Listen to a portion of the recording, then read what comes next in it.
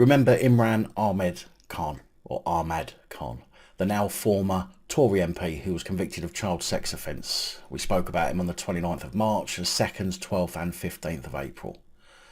Khan was found guilty at Southwark Crown Court for sexually assaulting a 15-year-old after getting him drunk and forcing her upstairs to a bedroom some 14 years ago.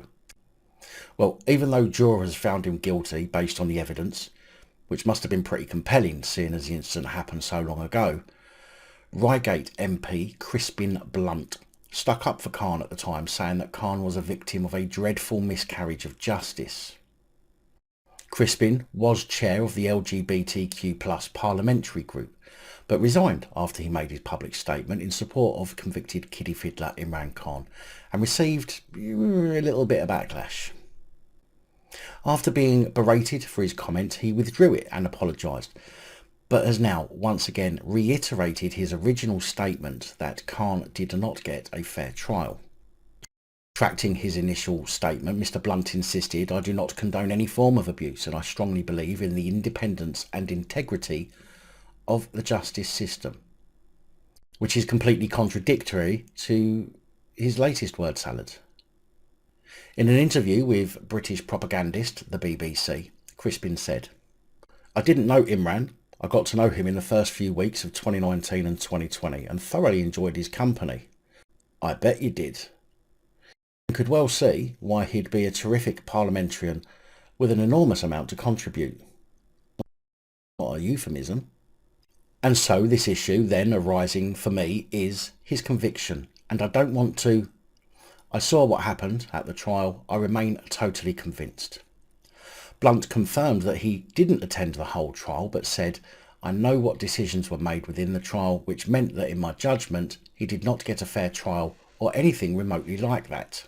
Well, for somebody who strongly believes in the independence and integrity of the justice system, he hasn't got much belief in the independence and integrity of the justice system. Blunt was asked if he thought he knew more than the jury, even though he wasn't present for witness statements and appears to have only been present for when Khan actually spoke. Crispin said, "Yes, inevitably, because quite a lot of the trial was conducted without the jury being present." He added that it remains his judgment that he had seen a serious miscarriage of justice. On what he would say to people who were upset by his particular stance, Mr Blunt said, "Of course, the justice process is not complete because Imran has the opportunity to appeal the conviction, and I remain very confident that a justice system worthy of the name will restore his good name. The victims who have been victims of sexual assault will obviously have felt immensely strongly about the nature of my statement, but it is perhaps in the nature of some of my politics to seek to make the case for people whom others won't." Now, I've got to be honest, I'm surprised that others in Parliament haven't come to Khan's aid.